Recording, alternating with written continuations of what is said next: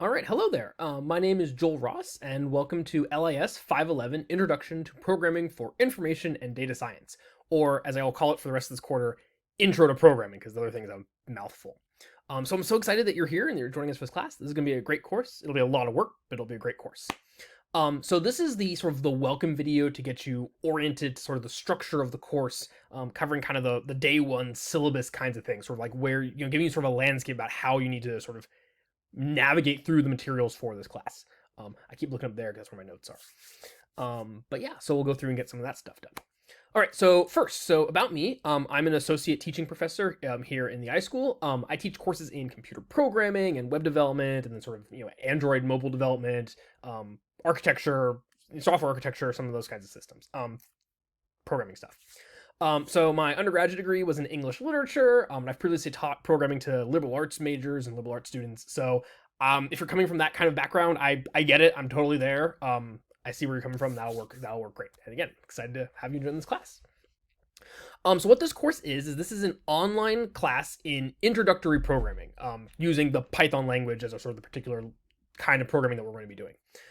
It's intended for people who have none, meaning zero background in programming. I'm assuming you are brilliant iSchool graduate students. You'll be able to pick some stuff up moderately quickly. But assuming that you've not actually done any programming before.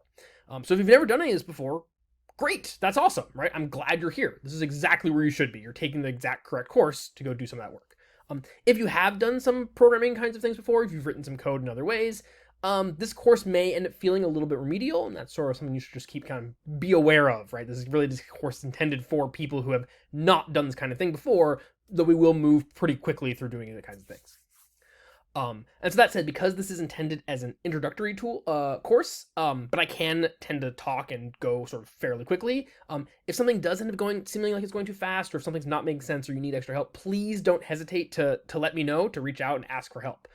Don't just sort of sit on problems, or if you're embarrassed about anything, asking questions is how you learn, and that's really the entire point of me being here. The entire reason I'm here is to help you be able to learn this material. Cool, so that's where we are. The other thing that's worth noting about this class, so this course has some history. So this course was originally, currently it's LIS511. It was originally listed as INFX511, is designed to basically serve both the LIS, the students getting pursuing an LIS degree, and the people pursuing an MSIM degree. So supporting both those students in the school. It's then been renumbered and cross-listed as primarily as IMT511 for a while. This has caused some issues because those are very different student populations, and they're sort of trying to get very different kinds of things out of an intro programming, or really any kind of programming class. So for this quarter and sort of this version of the class, what I'm really trying to do is actually move it much more strongly towards being an LIS focused class. IMT 511 is going off and doing its own thing, so this course can really focus on what is the sort of programming skills that could be useful and needed by students that are studying library sciences. So I'm trying to really sort of scope and adjust that material to actually fit that population, sort of that sets of students. So what that does mean is that at the time of this recording, this course is a little bit in flux, right? There's some materials that are sort of carrying over that are often labeled IMT 511. That's not saying they're designed for particular, for MSIM students, but as much as that was sort of just the name, that was the labeling the course used to have sort of originally. But they're very much covering intro programming material, and I'm trying to sort of scope the rest of the class to also be able to, again, better support LIS students along the way. Okay. So we're going to be using a couple of different tools or websites for this class. So I want to, again, give you sort of an overview, kind of a map of sort of where to get set up and sort of let you know where to find things. So the main sort of home base for the class is going to be the Canvas page. So I know you're all able to find this Canvas page. If you're watching this video, then you've already found the Canvas page. So this explains all the syllabus information. So this is going to be your home base for the class. I've included links on the front page to sort of everything that you might need. So you'll have links to all the individual modules that we'll be working off of. There's sort of quick links over to Ed and question Q&A. There's sort of links to the syllabus itself in order to go find some details about that as well. So again, note the link to the syllabus. Do go and read the syllabus. I'm not going to go over the whole thing during this video, but that's like where you'll find policies and things. So do check that out. The course overall is being divided into sort of 5 different modules, each of which is about 2 weeks long, though the middle ones like 2 and 3 are they tend to be a little bit fatter, so they're a little bit larger. So there is some overlap there. Like you have like 3 weeks to do each of them, but they kind of overlap. There's sort of a middle overlapping week for how that works. So modules will be a collection of, they'll have videos like this. They'll have assigned readings out of the course text. They will have sort of then a set of practice problems, practice exercises for you to do to actually like practice programming to sort of learn how these skills work. And then they'll have a sort of a culminating assignment for each module, which you can think of as like a very, very mini kind of project or sort of mini assignment for that module, in order to let you then demonstrate what you've learned. So again, there'll be a sort of this whole collection of materials to then work from. So while each module is, let's see, the thing I do want to then flag is that while each module is sort of designed to be about 2 weeks, and that's kind of about how long we've scoped the material, this course is really actually quite time intensive. Programming takes, and learning to program takes a lot of time. It just takes a lot of clock time to sort of just wrap your head around the ideas that are involved in this class in order to be able to actually work through the kinds of problems, to work through all the issues that will then come up in doing those problems, right? The skill of programming is a time-intensive skill. It takes time to develop.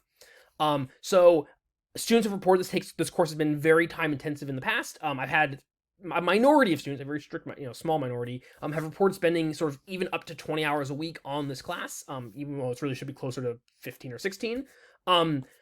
So that's sort of just a heads up, right? I'm trying to keep that from happening, right? Because I don't want you spending a ton of time on this particular course. But that part of that is all about scoping the material, and a lot of it's about sort of making sure that you are able to then be working through sort of at a reasonable speed. Is that programming is such that if you sort of divide it out over a long period of time, right? If you say have 10 hours a week to work on something and you do like an hour a day, you'll end up spending less time overall than if you try to say cram that 10 hours into like the last day before something's due. So a good way is to sort of making sure that you're actually so things I want to make sure you note is that this will be time intensive, right? Be aware it's going to take a bunch of time.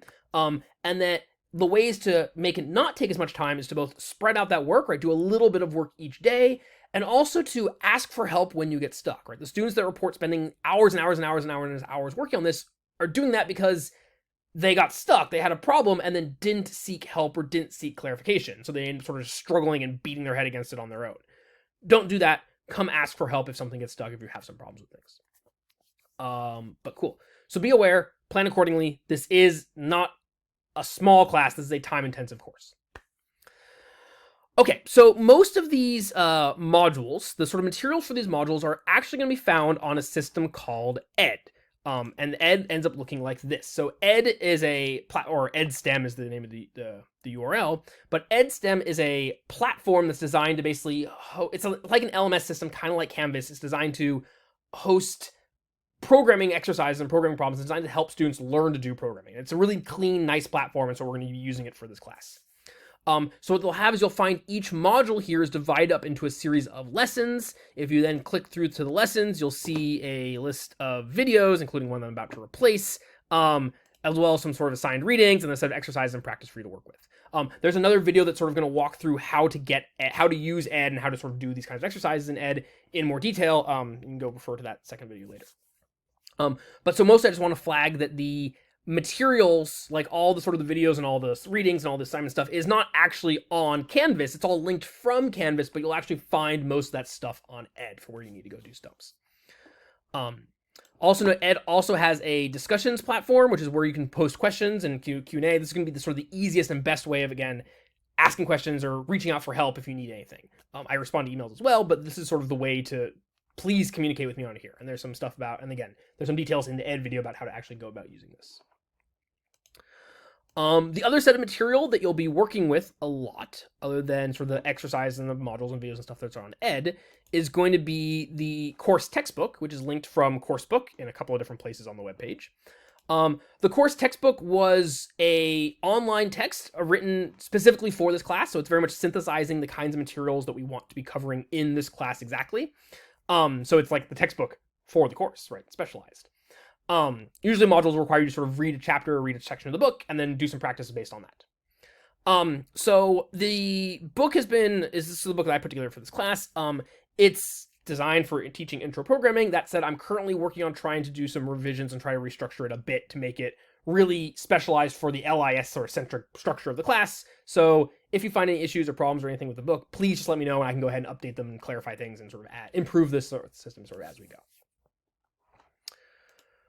Okay, cool. So we got to Ed, we've got the course book, that gets us set up there. The other piece of things to note is the syllabus, right? So as mentioned before, so all the syllabus details, all the course policies, everything about the class is sort of written up here in the syllabus. So that's where you can find sort of all our rules about how the course is going to run.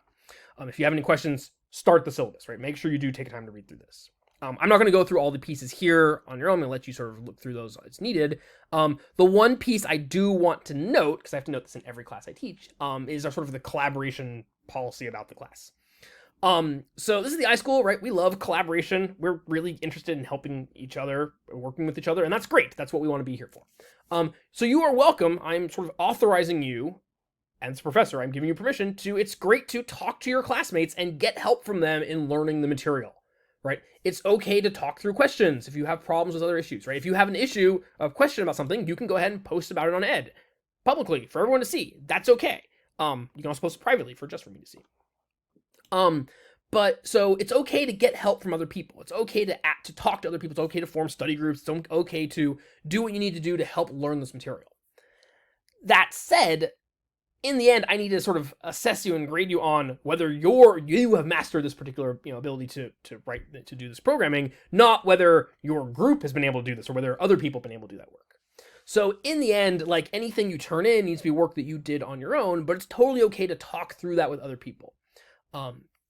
So the general line I use is saying that you don't want other students' code to ever be on your computer, right? So that you can talk to other people about how stuff works, but in the end, like everything you actually produce comes from, your own fingers and from your own mind.